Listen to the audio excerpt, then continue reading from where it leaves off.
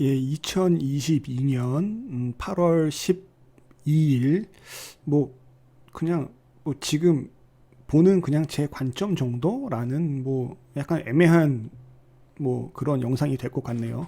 일단 인플레이션 감축 법안 때문에 이게 사실 며칠 전에 나온 이슈인데 제가 요즘 또 영상을 안 만들다 보니까 조금 게을러지기도 하고 좀 뭐 다른 거를 또 신경 쓰는 부분도 좀 있고 해서 한동안 못 만들었었는데 요걸 한번 볼게요. 미국이 자국 내 친환경 에너지 공급망을 탄탄하게 하기 위해서 480조 원을 쏟아붓겠다는 내용 등을 담은 법안이 8월 7일 미국 상원을 통과했다. 그리고 뭐 요거는 이른바 BBB 법안을 축소 수정한 법안이다. 그래서 얼마 전에 바이든이 추진을 하다가 실행을 못한 법안이 다시 그 추진이 된 거죠. 18개월 동안 통과를 위해서 정치권을 설득했었고 뭐 여러 가지 이런저런 이유가 있다가 뭐 이렇게 됐습니다. 자, 인플레이션의 가장 큰 원인은 에너지죠. 그 에너지 WTI인데요.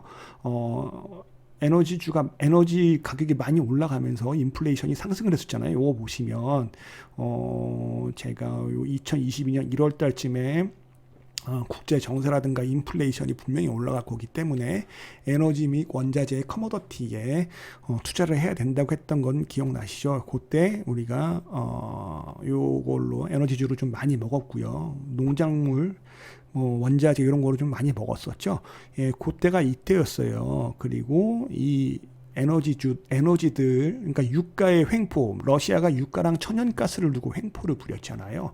그래서 인플레이션을 감축하기 위해서 반대급부로 친환경 에너지라던가 뭐 이런 걸 하자고 해서 만든 법안이 이 법안 같아요. 뭐 다른 분들 어떻게 생각하실지 모르겠지만 저는 하여튼 그렇게 생각합니다.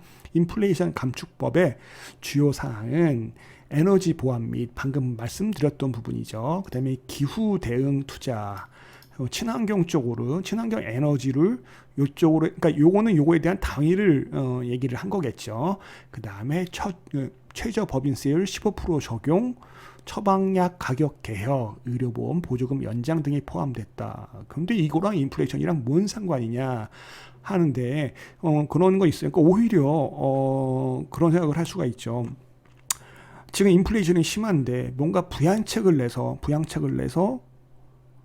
돈을 더 쏟아 붓는다면 시장에 돈이 더 풀리기 때문에 인플레이션을 더 못 잡는 거 아닌가라는 생각을 할 수가 있는데 요건 뭐냐 하면 최저 법인세율을 15% 적용한다는 얘기거든요. 그러니까 지금 미국에는 편법으로 법인세를 안 내는 회사들도 있고 그다음에 법인세율을 더 낮게 적용받는 주도 있고 그런데 그런 거 다 필요 없이 최저 법인세율을 15% 그러니까 더 높게 받는 회사도 나올 거란 얘기죠. 그 다음에 처방약 가격 개혁은 뭐냐면 제약사랑 처방약이랑 그 제약사랑 약에 대한 가격을 흥정을 하잖아요. 그러니까 제약사한테 이 처방약을 더 낮게 책정을 받게 되는 거죠. 그래서 여기서 나온 재원이랑 여기서 나오는 재원으로 얘네들을 보완을 하겠다. 얘네들의 돈을 쓰겠다. 그래서 오히려 여기서 나온 돈으로 이렇게 되면 그동안 여기서 나온 돈으로 여기에 쓰게 되고 여기서 이걸 올림으로써 나오는 차액으로 그 수익으로 여기에 쓴다는 뭐 그런 얘기가 되겠죠. 자세한 내용은 이렇게 밑에 있고요. 대기업 증세로 기후 대응과 서민 의료 대책을 쓰겠다. 그래서 저는 이 대기업들, 빅테크들 이쪽이 별로 안 좋을 줄 알았어요. 그런데 반도체 법안도 그렇고 인플레이션이 꺾인다. 요거에 대한 이슈가 얘네들의 어떤 감익 우려보다, 그러니까 이익이 깎이는 우려보다 그걸 더 높게 만들었구나라는 생각이 들더라고요. 그래서 역시 인플레이션이 그렇게 무서웠고 그렇게 큰 두려움의 존재였구나를 갖다가 한 번 더 느낄 수 있었습니다. 근데 이 노벨상 타신 버넌 스미스 같은 형들은 미국 경제학자 230명은 인플레 감축 법안이 오히려 인플레이션을 부채질하고 미국 경제에 부담을 줄 것이라고 서명을 제시하기도 했다라고 얘기를 하는데요. 뭔지 모르겠습니다. 수혜 업종은 전기차와 플러그인 하이브리드 차량 보급을 촉진하는 방안이 포함되면 테슬라나 GM 등 전기차 업체의 수혜가 예상된다. 그래서 뭐 새 차니 중고차니 뭐 이렇게 돼 있고 미국에서 전기차를 살 때 $7,500의 세금을 공제해주는 혜택이 기존에는 20만 대까지 주어졌는데 뭐 이렇게 판매 차량 수에 상관없이 세금 공제 혜택을 누릴 수가 있다 이러면서 뭐 여러 가지 이런 것들이 뭐 이건 나중에 한번 찾아보세요. 이런 건 뭐 이미 많이 올라 있는 애들이 많아서 굳이 제가 설명드리기도 되게 민망하고요. 이쪽도 마찬가지죠. 이쪽도 마찬가지여서 저는 그래서 한 2주 전, 3주 전쯤부터 이제 환경 쪽을 보시라라고 여러 번 말씀드린 바가 있습니다. 그땐 제가 이제 유튜브를 잠깐 멈출 때고 단톡방에서 얘기를 많이 할 때여서 그런 유튜브에는 얘기가 나가진 않았네요. 자. 그 다음에 이걸 보게 되면 네, 여기 나오죠. 정부는 바이든 정부는 10년 동안 917조 달러의 세 수입을 거둘 수 있지만 대기업들은 재원 마련을 위해 최소 15% 법인세, 자사주 매입 규모의 1%를 세금으로 내야 하기 때문이다. 그러니까 대기업들은 이익이 깎이는 거죠. 전 그래서 오히려 이게 좀 그 미국 증시엔 부담이 아닌가라는 생각을 했는데요. 뭐 그런 종목이 있고 아닌 종목이 있겠죠. 요거를 보게 되면 미국 제조업협회는 임금 인상, 근로자 고용 및 지역사회 투자 능력에 타격을 줄 것, 이익이 줄으니까 그만큼 투자를 줄일 수밖에 없다고 얘기를 하는데 뭐 임금 인상이 줄어들면 인플레이션도 잡히겠죠. 그런데 뭐 잡겠다고 초가상간 태우는 격이 아니겠느냐 뭐 이런 식으로 얘기를 한 거겠죠. 아까 제가 편법이라고 표현을 했는데 각종 공제 혜택 등을 통해 미국 연방 법인세율 최고 21%보다 훨씬 세금을 내는 빅테크를 정면으로 겨냥한 점에 대한 반발도 거세다라고 얘기했고, 제가 예전에 만든 영상 중에서 바이든 정부는 빅테크 종목들이랑 빅테크 이런 회사들이랑 대척점에 있다라고 얘기를 한 적이 있고요. 개인적으로 보게 되면 이런 빅테크 회사들이 코로나 상황에서 돈을 많이 벌었잖아요. 그러니까 민주당 정부에서는 이걸 써라, 이제는 돈은 너네들도 좀 뱉어라 라고 얘기하는 그런 상황입니다. 자, 그런데 또 이런 내용이 있죠. 산업부에서는 상원을 통과하고 하원 표결을 앞둔 인플레이션 감축 법안에 전기차 보조금 규정과 관련해 우려를 전달했다고 합니다. 그 내용은 뭐냐? 전기차 확대를 위한 보조금 지급 등을 내용을 하는 인플레이션 감축 법안은 북미에서 최종 조립된 전기차가 배터리 관련 일정 비율을 충족하는 경우에 한해 보조금을 지급한다라고 규정이 되어 있는데요. 우리나라 같은 경우에는 우리나라에서 생산을 하잖아요. 대한민국에서 생산을 하기 때문에 이런 회사들한테 안 좋을 수 있다라고 해서 산업부가 전달을 했지만 LG 에너지 솔루션이라든가 이런 회사들 주식 시세 좋았죠. 뭐 이런 뉴스가 있다는 정도입니다. 요 타이틀은 뭐냐면 미국 신규 실업수당 청구 건수가 26만 2천 건, 작년 11월 이후 최고치다. 그러니까 많이 신청을 했다는 얘기잖아요. 잘 이해가 안 되더라고요. 저는 청구 건수가 역대 최고치인데, 그래서 정리해고에 나서거나 채용을 중단하는 기업이 늘어나면서 실업수당 청구 건수가 증가했다는 분석이다. 그런데 미국 실업률이 50년 만에 최저치를 기록하는 등 고용시장이 여전히 탄탄하다는 얘기다. 이해는 안 되는데 하여튼 그렇답니다. 예, 뭐 그런 내용이고요. 오늘 발표된 7월 생산자 물가 지수가 2년 만에 하락 전환을 했다. 그 이유는 무엇이냐? 원자재 가격이 줄어드니까 당연히 생산자 물가 지수도 줄었겠죠. 그래서 인플레이션 정점론이 나온 거고요. 그래서 요즘 분위기가 좋았던 거겠죠. 요 뉴스도 그냥 뭐 이런 게 있었다고 알고 넘어가시면 될 것 같고요. 이거 여기 본문에 있었는데 잠깐 안 짚고 넘어간 것 같아서 2022년 11월 중간 선거를 앞두고 민주당의 어떤 유리한 정치적 승리라는 평가를 받고 있다. 그러니까 이 11월 중간 선거를 앞두고 낸 포석이라고 볼 수 있겠네요. 그렇죠? 그리고 고용은 초강세인데 인플레이는 둔화되고 있다. 셈법이 복잡해지는 연준, 그러면서 이런 내용이 있어요. 고용시장 화랑은 금리를 크게 올릴 수 있는 근거가 되지만 반대로 물가 상승세 둔화는 그만큼 금리 인상 필요성을 줄이는 요소이기 때문이다. 그 얘기 뭐냐면 인플레이션에서 임금 상승률이 차지하는 요소가 굉장히 커요. 그래서 고용시장이 화랑일수록 인플레이션 요소가 늘어난다. 그래서 인플레이션을 올라가는 요소가 늘어나기 때문에 금리를 크게 올릴 근거가 되긴 하지만 근데 물가 상승세 둔화는 그만큼 금리 인상 필요성을 줄이는 요소이기 때문이다.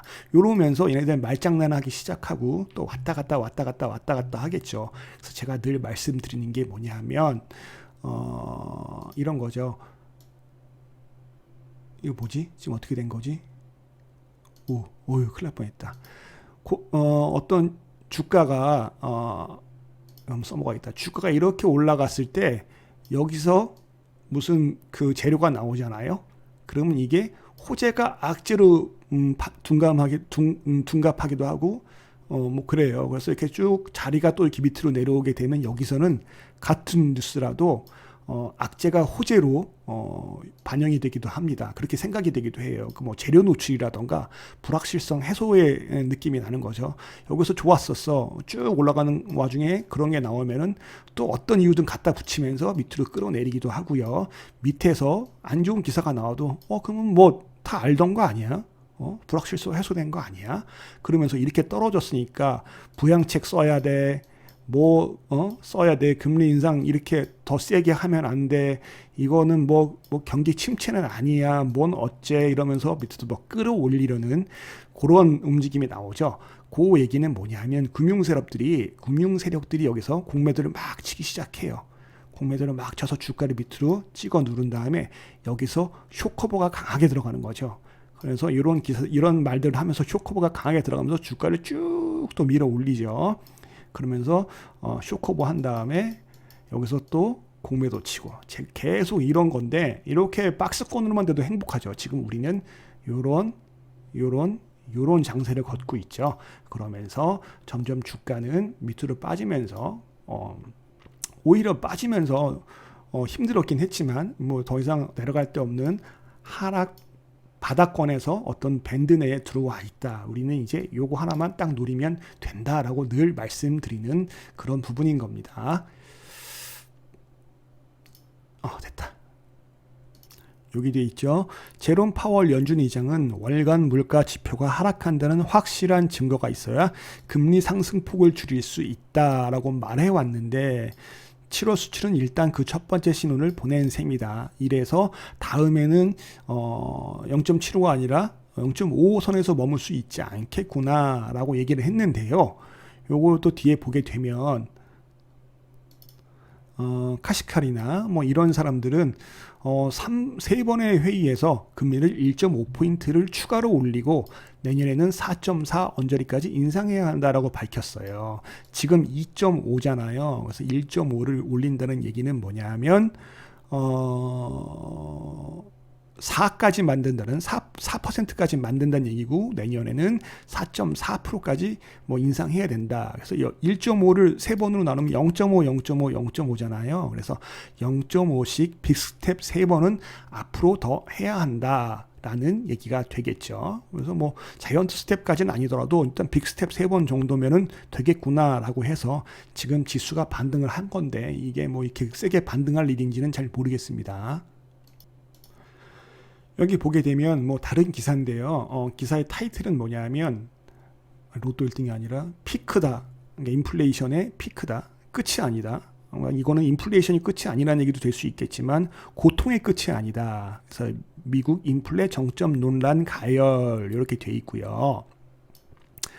연준 인사들 사이에서는 샴페인을 터뜨리기에는 분위기가 아직 이르다. 그 이유는 뭐냐? 지정학적 위기가 완전히 해소되지 않은 가운데 임금과 집값 상승 등이 여전히 물가 상승 압력을 가하고 있다는 이유에서다. 지정학적 위기라면 러시아, 우크라이나도 있겠고요. 중국과 대만 문제도 있겠고 여기서 북한과 남한은 안 터지길 바랍니다. 뭐 일단 그렇고요. 요런 바이든의 발언이라던가 이런 것들은 뭐 많이 내용이 있으니까 이건 나중에 한번 찾아보시면 될 것 같고요. 연준 내부에선 CPI 지표에도 불구하고 여전히 매파적 분위기가 우세한 상황이다.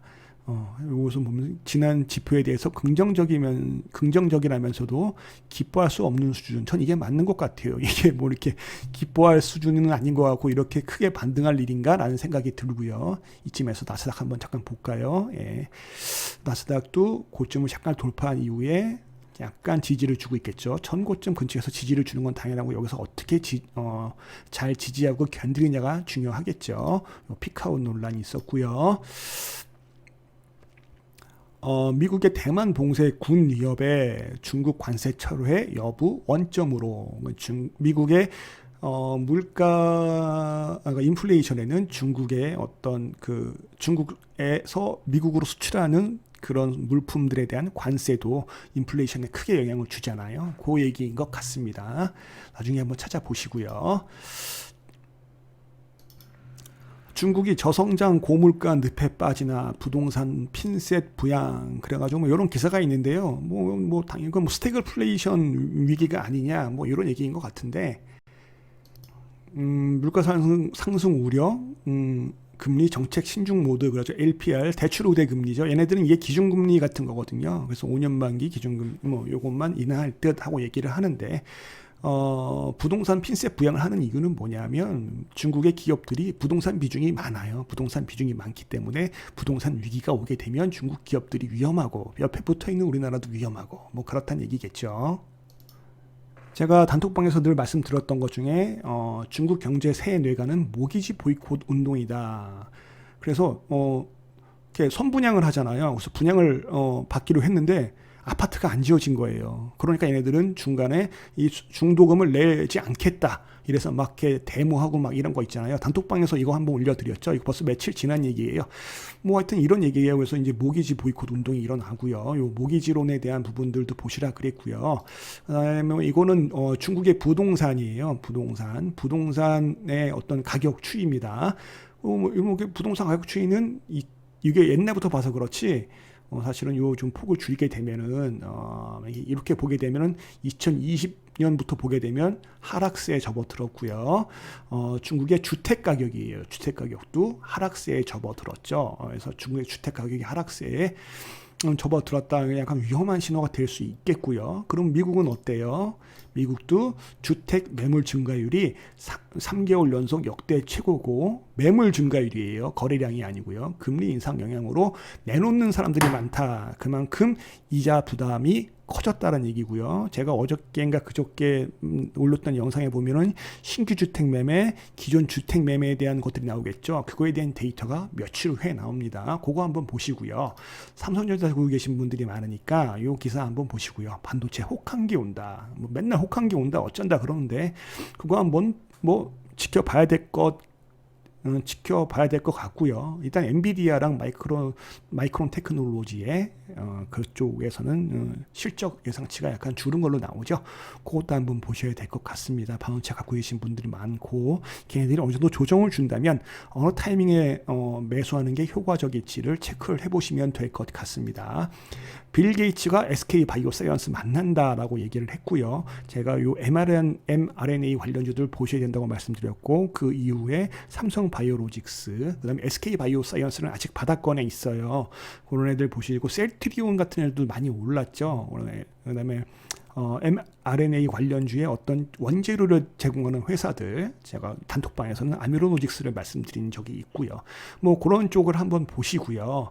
그다음에 요거 보면 디지털 헬스기기, mRNA 백신 등 신산업 키운다. 불필요한 규제 폐지. 뭐 맨날 나오는 얘기인데 우리는 투자하는 사람으로서 뭐 이런 게 있구나라고 보시면 될 것 같습니다. 지금 19분이 넘어가서 좀 빨리 얘기했어요. 뭐 이것도 한번 찾아보세요. 뭐 제가 늘 단톡방에서 강조하던 건데 영상에서 얘기 안 한 거라서 한번 짚고 넘어간 거거든요. 이런 쪽 바이오 쪽 제가 한 달 전인가 2달 전쯤에 이제는 바이오를 보셔야 될 것 같습니다 라고 얘기한 다음에 바이오주들이 쭉 좋은 모습을 보여주고 있어요.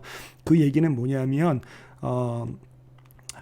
일단 1월 달에 JP모건 헬스케어 컨퍼런스가 있고 중요한 학회들이 많이 있어요. 그래서 임상들이 뭐 임상 발표에 영향을 많이 받긴 하지만 꼭 요즘 임상 이런 것들이 많이 이슈가 되는 건 아니잖아요.